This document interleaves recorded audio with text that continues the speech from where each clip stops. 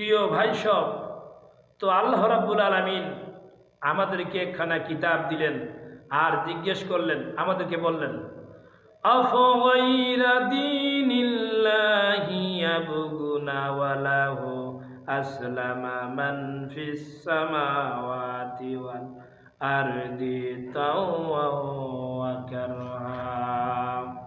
এখানে বলা হচ্ছে আফগাইরা দীনিল্লাহি ইয়াবগুন, আল্লাহর দেওয়া জীবন ব্যবস্থাকে ছেড়ে দিয়ে মানুষের তৈরি করা, অন্যের তৈরি করা কোন জীবন বিধান তোমরা তালাশ করো নাকি?